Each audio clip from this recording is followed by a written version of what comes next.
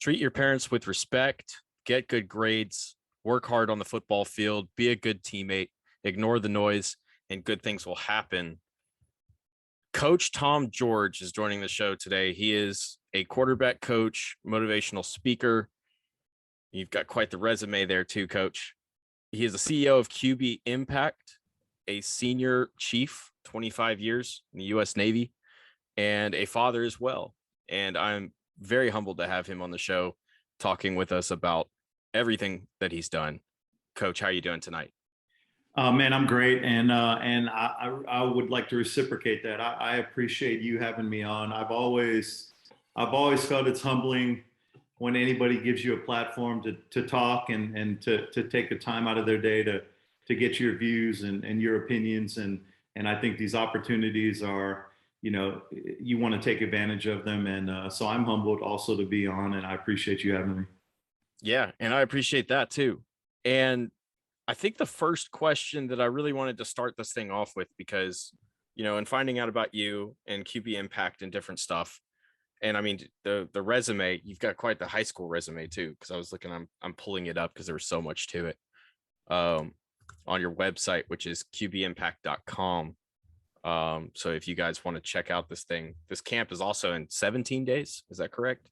Yes, sir. June 26th through 28th at AT&T Stadium, and it's a great event. I take a lot of pride in it, and we're excited about it's right around the corner. Yes. Yeah. So as a coach, I'm assuming that while you were in the Navy, you were doing some coaching on the side. Is that correct? Is that safe to assume?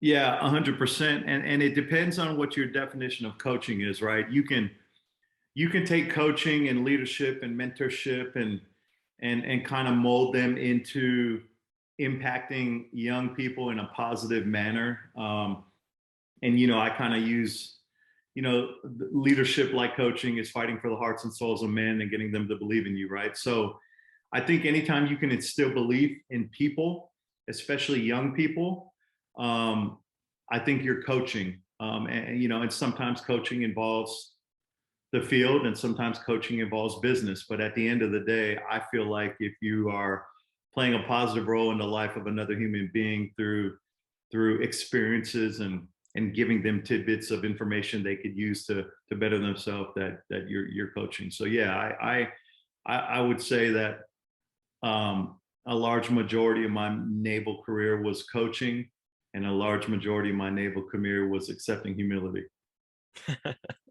I hear that too, because I've been in the National Guard coming up on 4 years, and we got back from a deployment back in February. Awesome. Over to Kuwait and stuff. So awesome. Yeah, no, it's always very humbling when you make a mistake and kind of get your ass chewed for it, and you're just like, oh my God, like what, I got to get better. You use it as an opportunity to get better, obviously. But yeah. So in 2013, as a passing coordinator, you took Clay High School to the Florida 5A title game and led all offense in the state of Florida. And you spent 2 years as quarterbacks coach at Jones High School in Oklahoma, where you guys had some pretty awesome years there as well.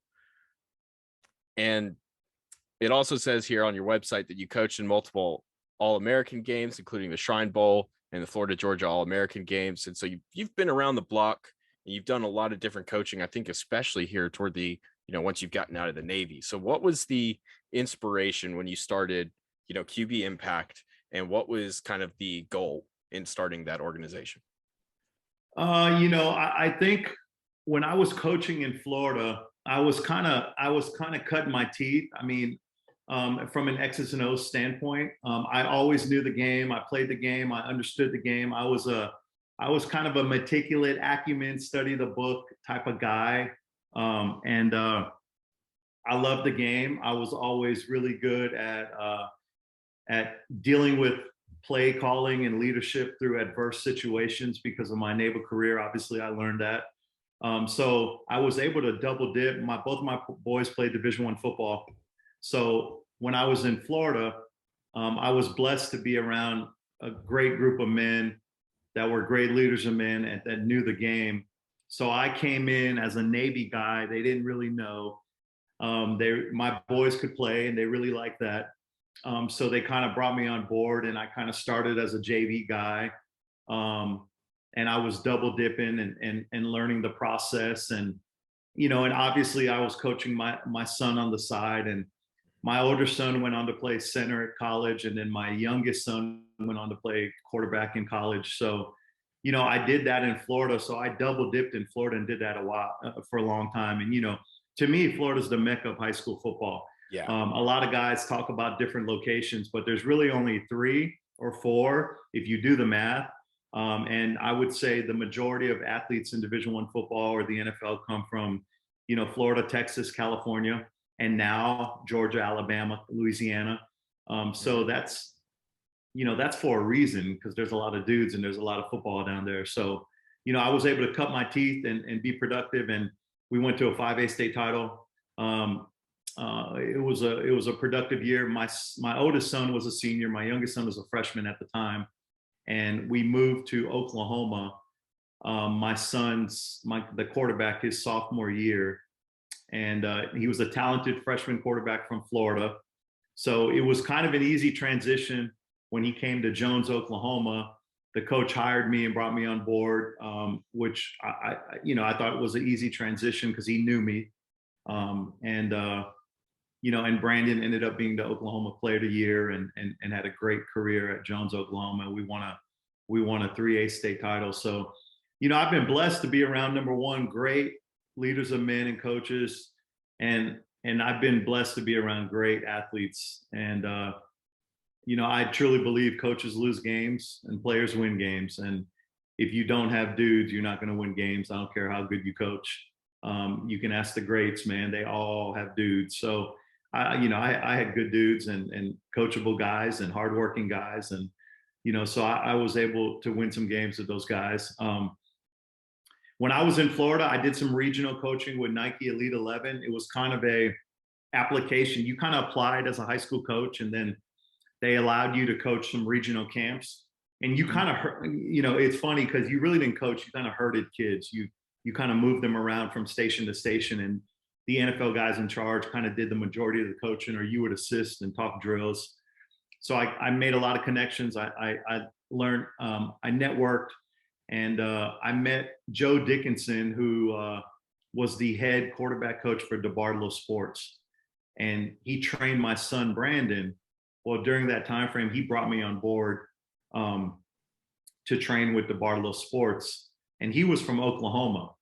So to be totally honest with you, that's why I ended up in Oklahoma. So he came to me and said, "Hey, I have this big academy in Oklahoma. I'm too busy. If you move to Oklahoma, you can take the entire academy of DeBartolo Sports, and we'll set you up at a high school for your son." At the time, I was at about my 22 year mark in the Navy. So I called the detailer in the Navy, and I was able to get orders to Oklahoma. And I spent 2 years of active duty here in Oklahoma. And then, of course, I ran the academy. Well, what I realized over time was I did my research, and there were just things I wanted to do different with my platform other than just coaching. I ran into some athletes that I coached, and I spent a lot of time talking drops and arm angles, and we watched film, and they would go on to college and get in trouble for disciplinary reasons, or unfortunately they put their hands on a female, or they underage drinking. And I told myself I had an opportunity to do more, and I didn't do it. I spent all my time talking about a 3-step drop or a 5-step drop or arm angles. So I built QB Impact. The mission and the gist of building QB Impact was to use that platform to create a better opportunity for young men to succeed while using football as a platform. So instead of football being the primary objective, it was going to be character, and it was going to be humanity, and it was going to be getting back to basics, right? Open the door for your mom. If you go in a grocery store and there's an elder couple behind you, stop, be patient, hold the door for them. It's honestly that simple. And then hoping that molded into great football players and athletes. So that was my ultimate goal. and it's grown. I started QB Impact in 2016. My first camp, I had 18 kids, and I did it at a shitty soccer field around the corner here. And my coaches were terrible, and they were like youth coaches, and I could barely pay them. And I think I lost you, brother. Sorry. You got me. Okay. And and now we're at AT&T every summer, 3 days at AT&T. And a lot of guys will do a camp at AT&T, but nobody does 3 days in the stadium. And a lot of guys will do a session in the stadium, but we do 3 entire days in AT&T Stadium. So, that's what we've grown to. That's what QB Impact has grown to.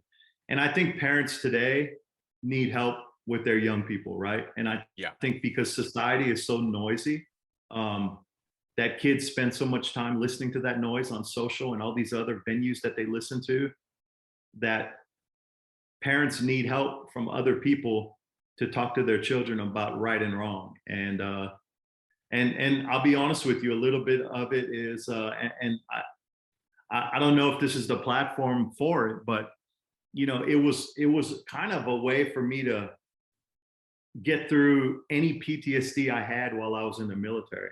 And don't get me wrong, I'm not playing the victim card. I'm not saying I had issues. I'm saying QB Impact was a way for me to continue to lead young people when I left the military without sitting down and missing it and dealing with it.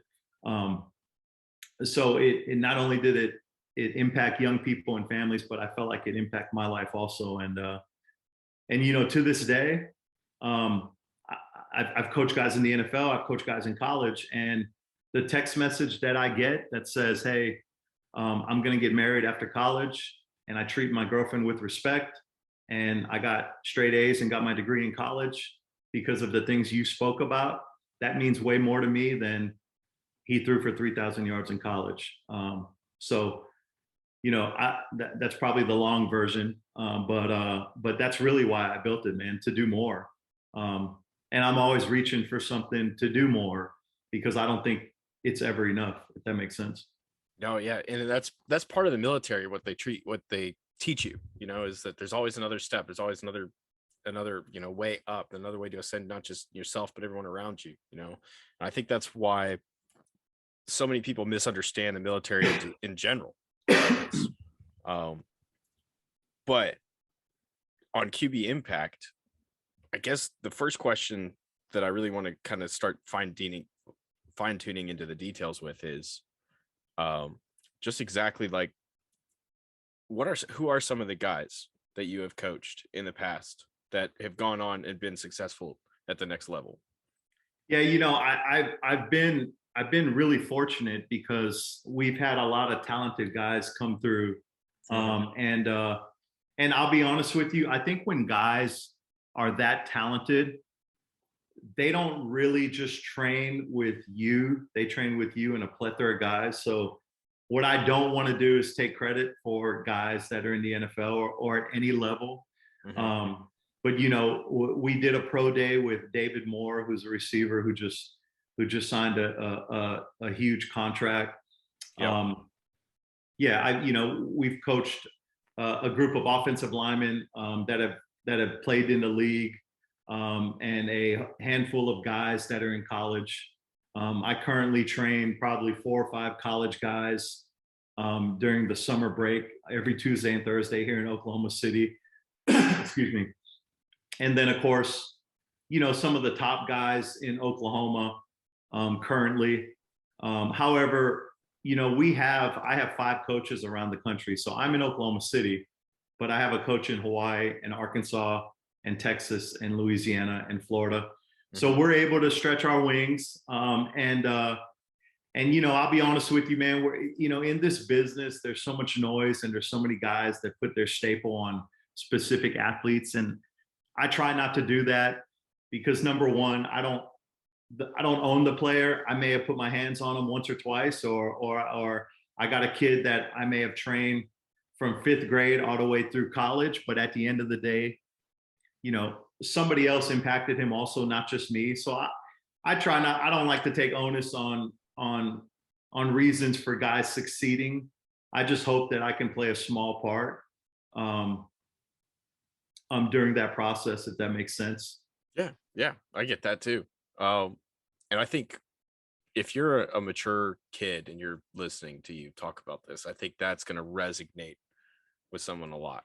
You know what I'm saying? Because there's so many guys that you see, especially in the, I'm not going to say any names or anything, but like you see them all the time, trainers, agents, they're always making a big deal out of something, and Right. like I have the gold touch, so to say, and that's cool and all. You might have a really great track record and everything, and you've done some really great stuff, but I think that's a really powerful statement from you where you're saying like, hey, like it's not just me, like I'm not the I may have helped in some way, but I don't see it as a big thing. Um, you guys don't just coach quarterbacks, you coach pretty much anybody on offense, correct? Yeah, yeah. I when I first started, all I did was train quarterbacks. Well, while I was training quarterbacks, we used to have receivers come out and run routes, and Hmm. and they would really not get any kind of individual work. They would just run routes for us while we threw the ball around. Well, during that process, parents kept asking. They're like, "Look, since our kids are coming out here and running routes, do you mind doing receiver work with them?" So I hired a receiver coach, and I hired a running back coach, and I hired a tight end coach, and then eventually we started training linemen and developed a brand called Lineman University. Hmm. So right now we're training. The scope of QB Impact is quarterback training. And then we created Lineman University to train offensive and defensive linemen. And then we created a brand called Skills Evolution to train offensive and defensive skill players. And the intent there was to have multiple umbrellas so we could train multiple positions. And at the end of that, all these kids would have an opportunity to come to Camp Impact and also be a part of Camp Impact. So I've been blessed. I've had some great coaches come forward in Oklahoma. All of our coaches are ex OSU, OU, NFL guys, and they all care about training the kid and helping him be a better human being. So, I'm pretty hard on vetting coaches to make sure that we all speak the same language. And the last thing you want is coaches from the same organization speaking a different language and frustrating families and kids. So I'm pretty meticulous and OCD about that kind of stuff. And I just, at the end of the day, for me, we don't get to protect the ears of kids nowadays because it's so noisy. So I try to protect them as much as I can when they're around me, and I never want anybody on my staff creating any kind of noise for them because there's enough. You know what I mean? Yeah, yeah, 100%. And that's, you see it with athletes all the time, especially when they come out of college. It's the biggest thing. We've Yeah. got players that get arrested, players get in trouble, they DUIs and just stupid stuff that they shouldn't be doing. Um, and that, like you're saying, that's another part of development, of a person, of a player, is that character side. And this is an idea that I've heard a few times. I've had some friends that have floated it around and been like, Coach Nick Saban could start something. He needs to get some people in there that would be, like basically life coaches that basically Right. come in and have some sort of program that covers stuff, not just while they're at Alabama, but after too. And that Sure. could be something that could potentially revolutionize college sports, in terms of making sure that guys are taken care of after college football, you know, Sure. especially when they Sure. go pro to the next level. Yeah. It's an idea that's, I do think the great college coaches, there's no program. You're right about that. There's no curriculum or program, but I do think the great college coaches still get feedback from their players when they get to mhm, the NFL. Just as, and I'm not saying I'm a great coach, but I not only do I check on my guys when they leave me and go to college and on, but I mean, if they become school teachers or doctors, I want to make sure they're good because not NFL guys aren't the only ones acting like idiots. that's So true. yeah, so That's true. I'll be honest. I'll be honest with you. I try to be a part of their lives until I don't need to be a part of their lives anymore. And so at the end of the day, I think the great coaches try their best to be a part of the lives of the young people after coaching. I just don't know how many young people accept it, but I think they try. When you have, I guess I'm going to start at the quarterback position because everybody loves quarterbacks, right? That's the Sure. biggest. You go to the media and anytime you turn on draft stuff or recruiting or whatever it is, people are always talking about the quarterbacks. Yeah, you know, And I want to on that, and I apologize. I don't mean to cut you off, no, no worries. but I was talking. Um, I was coaching at Clay High School, and Steve Spurrier called our recruiting coordinator to recruit one of our players, and the quarterback position came up. And the quote I got from Steve Spurrier over the phone, sorry about that, You're good. Audio's was still coming through good. was exactly why that is the case. And his exact words were, if I recruit the wrong high school quarterback, I could get fired as a college coach because they're so visible and there's only 4 to 6 guys in the room, right? If you recruit the wrong left guard, there's probably another left guard better than him. Or if you recruit the wrong DB, there's another DB. But if you recruit the wrong quarterback, and we know this, right? There's a lot of college guys right now that are hanging on by a string and they're eating the transfer portal because they can't recruit the right quarterback, right? So, what you said is exactly right. I mean, that's one position. If you miss on, you're in trouble. And that's, I think, one of the positions that you really specialize in too, which is Yes, another sir. good thing another good reason to bring this up. But you get a kid come into your camp.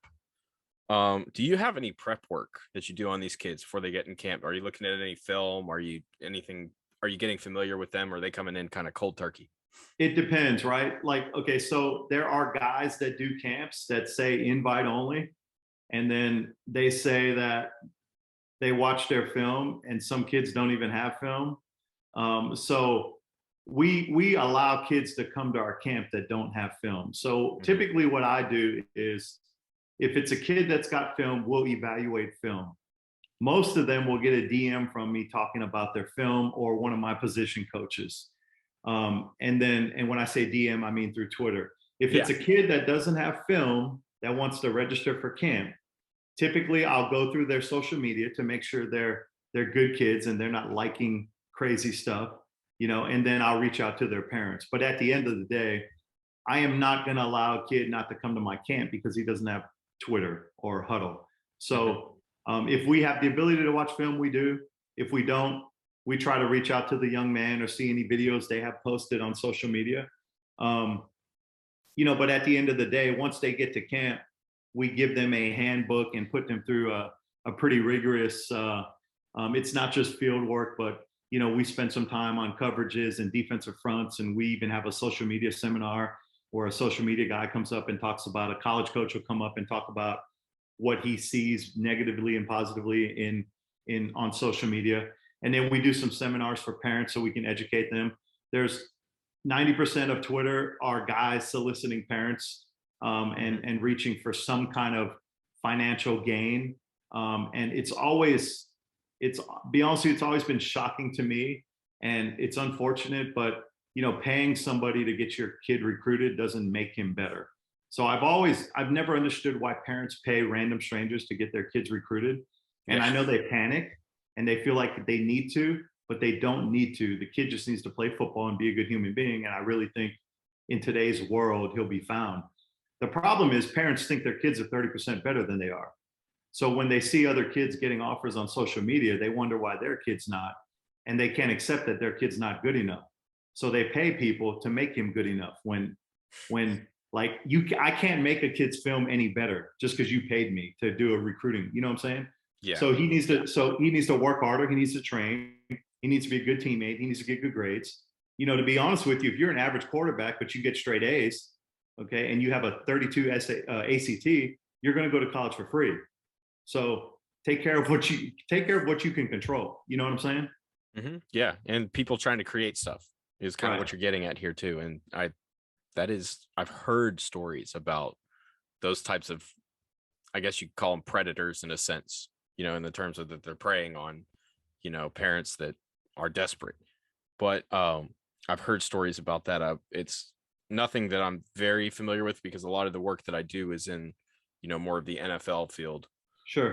comment college going pro type stuff.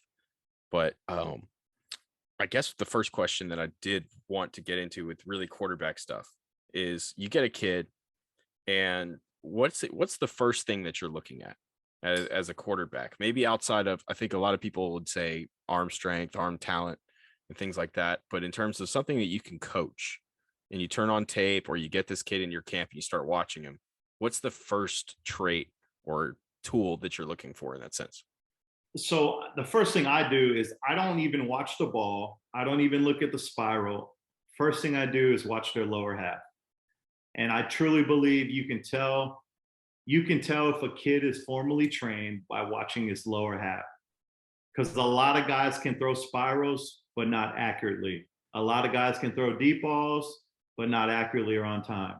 So typically what I do, if I get a new client, I typically spend the first couple sessions on their lower half and discussing why feet are so important, right? So for example, like I believe in a staggered stance and not a balanced or closed stance.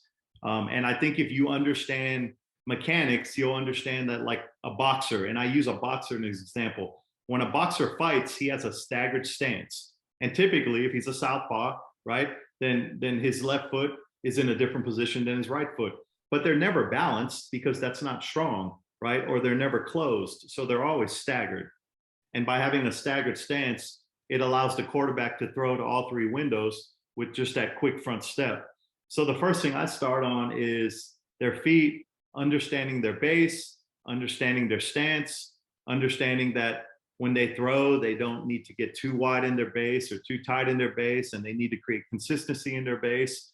So I spend a lot of time on their footwork and their base before I even get to the upper half, because I truly believe if you fix the lower half first, by the time you get to the other half, everything comes together, right? Your body works together. If you fix the feet, if you fix the hips, if you fix their legs, all that stuff translates to the top.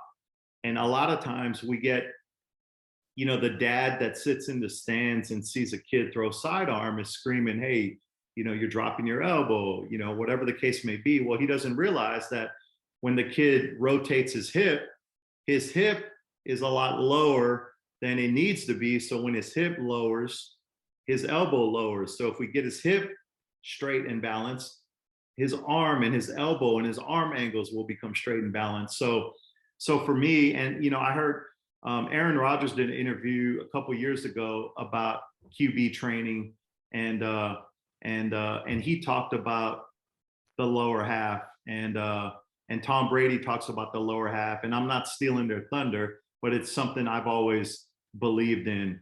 And honestly, I believe that in anything. Like, yeah, I believe that in your home. I believe that in anything. If the base is strong, the top is going to be all right. You can tweak the top, but if you fix the base, I think you're at a good place. I love that because you see, this is not just, college kids or high school kids. And this is a problem in the pros where Absolutely. they don't have the consistent base that you're talking Right. about, the footwork, the consistent platform when they release the ball, and you see the accuracy issues that creates. And so I love that. But you're talking about the staggered stance, and it's not something I'd really study too much. I'm going to go back. I'm going to watch some tape on some of this stuff and see if I can't figure out some clues to some puzzles that I was trying to figure out. Because sometimes when you're watching a guy, you'll see like something is off with him, and it's almost like I can't put my finger on what it is. There's something that's off. There's something that's throwing him off, and I can't quite get it. Because this is good and that's good. So I think that. It's funny about, and I don't remember the exact time frame, but I'm going to say about 8 years ago.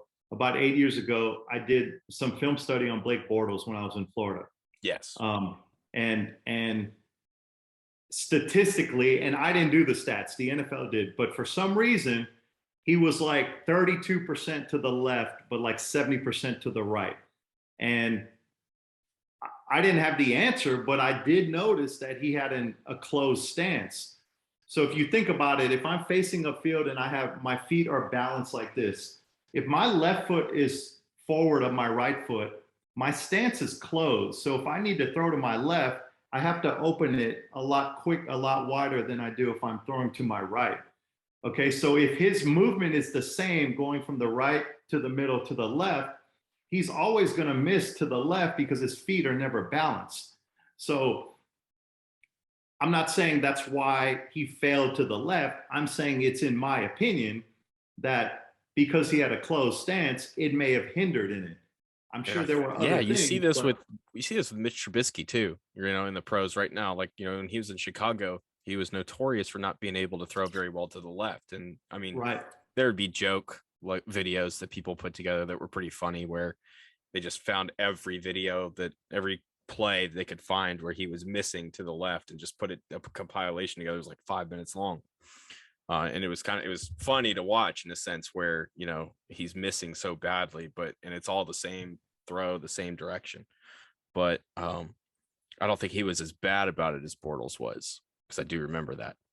Um, when you start getting into fine tuning details, past footwork, past release, is there a specific release that you prefer in a quarterback, or are you kind of more working around what he's comfortable doing? I think a little bit of both. I mean, nobody fixed Reggie Miller's shot, and it was terrible, and it was one of the greatest 3-point shooters ever, right? So That's true. Yeah. so I think it depends on the player. If I get a kid really young, I'm probably going to try to fix his arm slot and his arm angle so that he has a high release point, especially in today's society. Not everybody's 6'5". Okay. So the higher the release point, the better. However, if a kid can spin it, he can spin it. And a term I like to use is fresh. If the ball comes off his hands and it's fresh, I mean, that sucker's just coming off and you can barely hear it. It's just smooth as silk. I don't make a lot of adjustments because the kid can play, he can play. And I think a lot of kids, Patty Mahomes, right? He can do some things off platform you're not supposed to do. Do I Josh teach Allen that? too. Yeah. Right. Do I teach that? Absolutely not. Do I do off platform throws at practice? Yes, sometimes. But mechanically, probably not the best way to throw, but he can do it. So in a perfect world, I would like a young man to have a high release point in his arm slot. However, I have seen the kid who went to Denver from Memphis. I forgot his name, but Paxton Lynch. he was a big 6'7" kid, but his arm slot was terrible. So I think it depends on the player. So especially today, because which I believe we should. There's a lot of shorter quarterbacks that are advancing in the NFL, and they should because they can play. So I think now with a lot of these guys at 6 foot and 6'1", they either have to be able to find those windows or have a high arm slot. Russell Wilson's arm is so high, it's unreal. But he's also good in those windows. So Kyler Murray's the same way. So I believe in a high arm slot. However, if you can throw it, you can throw it, obviously. Yeah. Yeah. So how much does that impact, like, I guess maybe the better question is, what is the age that you start to kind of think that, well, he's fine, I don't have to mess with that as much? Yeah, and I think that's the magic question. I get calls regularly from young parents and older parents, and for me, this is going to be weird me saying this, but it's not age, it's maturity for me. Mm-hmm. For example, I've had eighth grade kids that have a beard and 10th grade kids that look like puppies. So for me, it's really about maturity. And if I feel like the kid is tapped out, like there's some 9th grade kids where they're tapped out, they're done peaking. Their parents they're at the height they're going to be, they're at the weight they're going to be. So really, I think each kid is that definition is a little bit different. If I feel like the kid has more room to develop his body, then I think we need to try and fix some of the issues he's got. If he's an older kid and he's got a beard and he's done growing and he's mature and it's hard to fix guys like that because they've been doing it for so long. But definitely my pre-7th grade group, I call them my young guns. We're going to do everything in our power to stand and throw the right way. And guys get mad, which I don't understand. Like guys get mad, oh, you're creating robots and this and that. And I'm like, well, when you go to math class, teachers teach math. They're not creating robots, they're teaching it the right way. So teaching it the right way is not creating robots. So I think at that age, you teach it the right way. But of course, that doesn't always happen. I may get a junior that I've never trained before that is tapped out, that spins it. His arm slot's terrible, but he can throw it. He can move in the pocket. Let's let him do it, if that makes sense. No, that does. But we're gonna have to take a quick little commercial break. Yeah, you're And good. when we come back, we'll continue on talking with Tom George, the quarterback coach and CEO of QB Impact.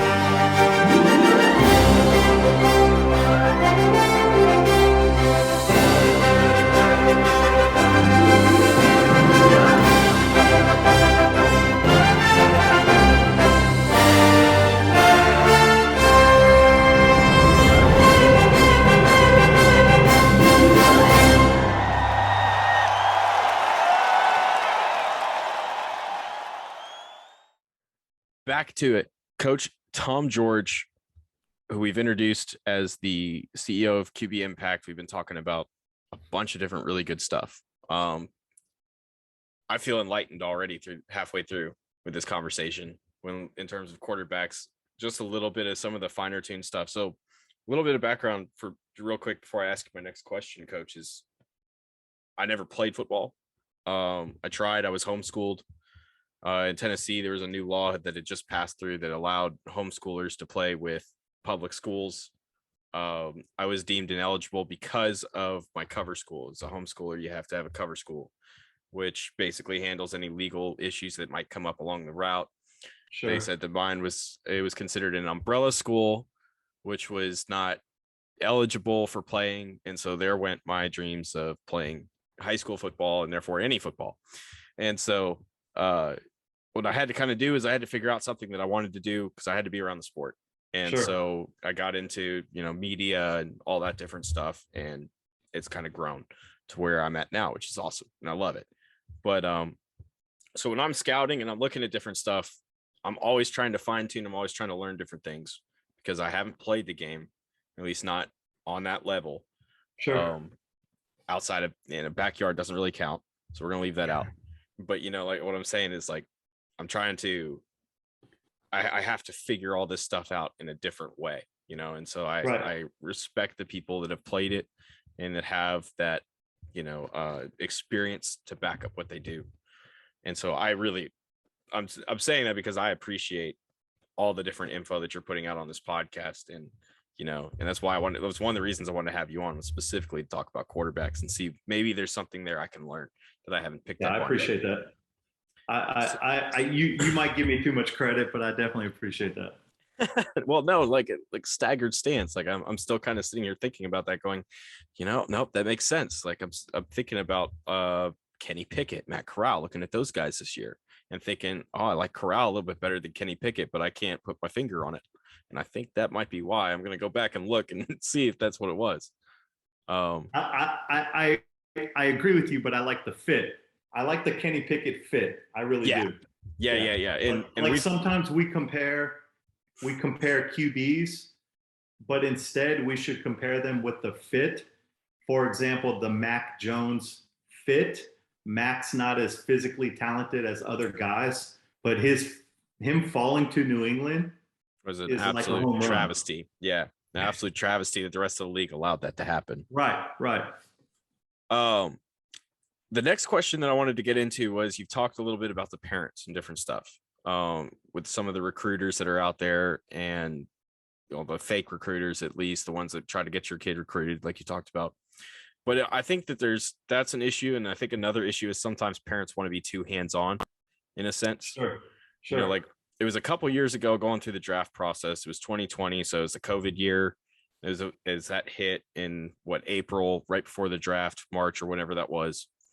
And there was a kid coming out of Duquesne that gained basically a notorious status on Twitter because his father was pushing him, and as this great athlete producing all these videos, sending it to every media outlet. There's a lot of media people talking about him, and he never had a chance. Right. A lot of the videos were kind of sped up, and it wasn't exactly honest. A lot of media, myself included, fell for it. Great kid, like, a really good, really stellar kid, but just did not have the talent to play at the next level. And that, I think, is part of the issue that you see sometimes too with these, these parents getting too involved. So what are some of the advice that you have that you give to parents with dealing with recruiting and trying to, temper things with their children? Yeah, I mean, I'm pretty forward with my parents, and I like here in OKC, I have a group of like 220 kids that I train over a period of time. So I have like a group me email list of 220 plus parents in it, and every once in a while a new parent will slip, but all the parents know exactly who I am and where I come from. So when we train, moms and dads go into stands. I don't want them anywhere near the kids, number one, because if you're paying me to train your son, let me train your son. And I'm very adamant about telling parents, like, if you want to whisper or wave from the stands to train him because you don't like what he's doing, then save your money and go train him, but don't bring him to me, right? And I think the same thing happens in high school sports and every other level of sports is, we don't give kids an opportunity to take risks, fail, and learn from it. Like, we're so caught up in, oh my God, little Johnny failed, what should we do? Instead of saying, it's good he failed because he's going to be better, right? It's the mentality of, let him burn himself, because after he burns himself, he'll never do it again, right? And I think we're so afraid to let our kids fail for a couple reasons. Number one, right? Parents are caught up on social media and it's noisy. If my kid fails, everybody's going to know he failed, and oh my God, how's it going to make me look? Which is ridiculous to me. And the other thing is, they're never going to learn if they don't fail. So I like for kids to fail before they can succeed. So I think parents, and I think COVID hurt us with this exact point, because kids don't even know how to shake somebody's hand and look them in the eyes and talk to them. Like it's, a kid can DM you all day long or text you, but if you actually see him face to face, he has no idea what to do. And it's because parents speak for their kids. And I tell parents all the time, you probably shouldn't even go on recruiting visits with your kids because you're speaking for them. The college coach is recruiting your son, not you. In fact, you're hurting him in the recruiting process. So I just wish parents would let their kids speak and get recruited and stop intervening because it's actually hurting them. Now, I don't mean putting out a video or something like that. It is what it is. I think we get carried away when we start making up stuff and stats and lying about videos and stuff like that. Obviously, it's on a different level because you're just lying and being dishonest right now. But I think sometimes parents get caught up in the noise of, why not my kid? And they don't like to look in the mirror and say, well, my kid may not be getting this because he's not good enough to get it. They don't realize that there's 1.2 million football players in America. How do I know that? Because I do a seminar about it, and the number's skewed a little bit. But let's say there's 1.2 million football players in America, right? That 1% of them play Division I football. That doesn't mean little Johnny down the road qualifies. Like, you have to be a really good quarterback to play Division I football. Like, do some guys get through the cracks? Absolutely. But you have to be really good. And if you're the starting quarterback at some podunk town in the country in Oklahoma, he's not the next Baker Mayfield, right? Like, That's what people don't realize is these kids that play at that level are so darn talented that the comparisons don't even make sense, but parents do it all the time because they want to talk about how great their kids are. And, and I'm not saying the 13-year-old should run the roost, but I'm saying give him a chance to be social, give him a chance to speak for himself, give him a chance to put it on film and just play football. And everything you read at the beginning, I truly believe, and I'll go to my grave with it. I truly believe that if you take care of those things and control what you can control, you're going to be all right. I mean, it's a world where college coaches see everything. Everything is on social media. When I was getting recruited, I sent my beta to the University of Arizona. Like my dad put it on beta, like beta, and I mailed it to the University of Arizona. And like 3 months later, I got a letter from the university. Like, it's not like that today. College coaches see everything today. You know what I mean? Yeah, and it's not just even coaches. It's, like there's people that come in that are hired as independent recruiting analysts. Every college has a bunch of recruiting analysts, and all these people do is they go out and they go find people. That's all they do. They do. You know, Absolutely. and Absolutely. that's the thing is, if every school has a whole department doing this, there's 130 FBS teams right now in college Right. football. There's no way you're getting through the cracks. There's no way. No, and they reach out to guys like me. I talk to Division I, Division II guys every single day. Hey, what does this kid look like? Who do you have in Oklahoma?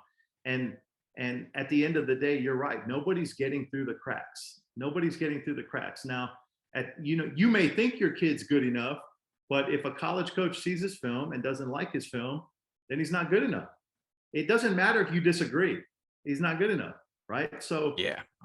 so those are just things parents have to deal with. I get it. It's tough as a parent to not realize the peaks of your kid. But I think if you put some realism in his recruiting, not everybody can play at OU. They're really good parents. You know what I'm saying? Yeah, OU. Yeah. And this is totally off topic just because you mentioned it being in Oklahoma. How did you take Lincoln Riley going to USC? So funny. I'm a true Notre Dame fan. But Okay. and the reason I'm telling you that is because this will go into what I'm saying. I was a ginormous OU hater when Lincoln Riley was there. So because a buddy of mine was the strength coach there, and everything I told him, he agreed to, that Lincoln wasn't a leader of men, and he was kind of a prima donna coach. And anyway, so my point is, when Lincoln Riley left and Brian Kelly left, I told everybody in my circle that's the best thing that's ever happened to OU and Notre Dame, because they just got leaders of men to come in to toughen up their football teams and lead that football team the right way. Brett Venables is an absolute leader of men, physically, emotionally. Marcus Freeman at Notre Dame, the same way. And they brought in staffs like Coach Levy and these guys. And right now, Oklahoma is on fire. They love the Sooners. And I think Marcus Freeman at Notre Dame is going to do great things. So, like I said, people freaked out. The best two things that happened to two programs: Brian Kelly, Lincoln Riley leaving. Best thing for both of those programs. That's very interesting. No, I knew about Venables because if you look at Venables and his entire history as a defensive coordinator at Clemson, a lot of those kids go to the next level and they don't pan out. Yeah. And there were a lot of people, like I thought for a while, I thought it was a scheme. It's a scheme. The players go into that system and they look a lot better than they actually are. Mm-hmm. And then, kind of got disproven with a couple of guys. AJ Terrell came out. That's a top 10 corner, in the NFL right now. And a few other guys that Clemson's produced recently. I really liked, what was that kid? The Spector? Balin Spector, the linebacker that they had this year, like just off ball, not like a first round or early round pick guy, but just as a developmental, super athletic, fun guy to watch. Like, he's awesome. And I started to realize that it was more than the scheme with Venables. Yeah, I think so too. If that's what you use to determine the level of a coach, for me, I want to know how hard the kids play for that coach, especially in today's society with the NILs and all this media hype. Clemson, those boys played hard for Coach Venables. Like, they played hard. If you watched OU, like they were a very good football team and they had more talent than a lot of teams, but I don't know if they played hard for Coach Riley. I think players play hard for Coach Venables. They play hard for Dabo. There's just coaches that players play hard for and they leave it on the line. Not every coach has that kind of leadership. Not every human has that kind of leadership. You can't teach it. People just want to run through walls for you. And I think that's what Venables has the ability to do. And I think he's got the team bought in. And I think, I'm not saying they're going to win more games as they did with Lincoln, but they're going to be physical and they're going to play hard. And but I mean, look, let's be real though. Lincoln had multiple All-Americans transfer in at quarterback, which was another listening to quarterback you used to baffle me too. I'm like, you're not quarterback you if you haven't developed anybody and people keep falling in your lap. So I used to be an OU hater when Lincoln was here, trust me. And my parents knew it too. I would talk trash about OU all the time, but I'm good now, man. I'm rooting for them and I hope they do well. I respect the staff a ton and I'm excited for what they're doing. That'd be great. Awesome. So one of the things that I think people always talk about, at least in the military and that side of things, is how to transition. When you get out of the military, you move on. And you talked a little bit about how this is something that's helped you with that transition. What are some of the things that you took from the Navy that you've been able to apply and teach, so to speak, over here on this side of things? And I think for me, it's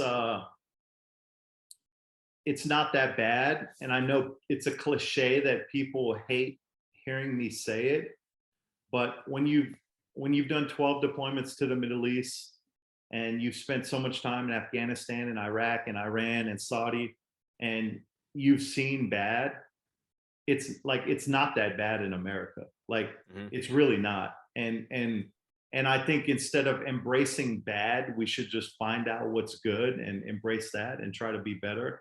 And I think we live in this societal situation where everybody's got it bad, so they run with this victim card. And I think when I was in the military, I realized that sometimes bad shit happens, and you get dealt bad cards, and you can recover from it, or you can fold and be a victim. And I've always believed that if you work your ass off and you recover from it, avoiding bad things is impossible, right? Something bad is always going to happen to somebody, and how you recover from it is how you're going to move forward in life. And I've always believed that. And I try, kids in today's society, not every kid has a mom and dad. And if they don't, I try to help be the other parent, right? Or at least be there for the parent and the child. We live in a society where when you meet a kid for the first time, you don't know what he's going through, right? Because mom and dad could both be working 2 jobs, and but at the end of the day, honestly, it's still not that bad. There's a kid in Haiti that's got it a lot worse. Trust me. Yeah. And so I live that way, and I try to embrace that. And like I said, some people are like, whatever, you kind of just, but it's true, man. I mean, the Middle East sucks. I've been there multiple times, and those people still find a way not to complain though. Like I've literally and had tea with an Iraq family, and they weren't complaining about their living conditions. And like, if that was in America, there'd be 5 letters to Congress and 20 emails on Twitter. And I'm like, you know what I'm saying? But so, yeah, I mean, for me, like, it ain't that bad. It's like, chill out, move forward. Everything will be all right. And I truly believe that. Yeah. And if there's when you get down to the end of the camp and the kids are about to leave you, and you're or whatever, maybe the end of like the last training session before a kid goes off to school or whatever that is. Yeah. What is that final message that you leave them with, that you try to make sure that you've impressed upon them? Yeah. I talk about the things you talked about in the beginning, right? That as they open that book to their next chapter, they have to be able to control what they can control, right? And one thing you can control is your effort, right? You can get in the weight room, you can work, you can train, but sometimes you're at your maximum limitations of how high you can jump, how fast you can run. And sometimes you can control your effort, how hard you work, and how much heart you put into the game. And I know sometimes it comes across as That's just a cliche, but it's really not. I honestly believe that if you treat people right, you work your ass off, you take care of business in the classroom, you take care of business on the field, and you just be a good teammate, I truly believe it's going to be all right in the long run. Now, are you going to make it to the NFL? Maybe not. Maybe you're not capable of playing in the NFL, but you're going to go on and play a positive role in society in some way, shape, or form. Kids need to realize that the NFL is that quick. You better learn how to do something else, even if you're a good football player, because even if you make it to the NFL, it don't last long. Not everybody's Tom Brady. You know what I'm saying? Yeah, most people may make it 3 years, 4 years at tops, and Yeah, don't for see sure. a second contract. Right. And it is very rare when you get these guys that have been in the league 10 years. You know, like that's a big deal when you hit 10 years. There's only 2 or 3, maybe 4 at tops on a team that has managed to pull that off, which is a great point too. Yeah, coach, I think that this was great. I think that this was gives a really good idea of what QB Impact's about. And so, like, athletes out there, check this thing out, because, you know, like, this is a great opportunity to get around some really good coaching, and not just on the football field, but in life, you know. And I think that's an awesome message. I'm a fan of QB Impact, and I would, if there's some way that we can help you guys out, I don't know how that could be. We'll definitely have to figure that out. Man, I appreciate that. I appreciate you having me on, and I appreciate the kind things you said about QB Impact. But at the end of the day, man, we have great families, great athletes that support us, and regardless of football, we're honestly just trying to make we're trying to affect the lives of young people in our society today, and hopefully that's what we're doing. And I think that's awesome. You know, life is more than football. I think Philip Rivers said this, and I was a big Philip Rivers fan growing up. So, Yeah, you know, huge good. Philip Rivers fan. He talked a lot of trash too. I loved him. Yeah, no, and never cursed once. Like, I'll always have respect for him on that one. No, he always said faith, family, football. Yeah. That's the priority list. That's what it has to be. And absolutely love that about him, and try to apply that. Yeah. And I think that really kind of sums up, to a really good extent, at least, wherever your faith may be, your family and football. Like, I think that's what QB Impact's trying to push, which is absolutely awesome. So thank you for your time, Coach. I appreciate it. And I'll get this up as soon as I can. All right. Thanks for having me on, brother. Take care. Anything you need, let me know. Yes, sir. All right. Take care.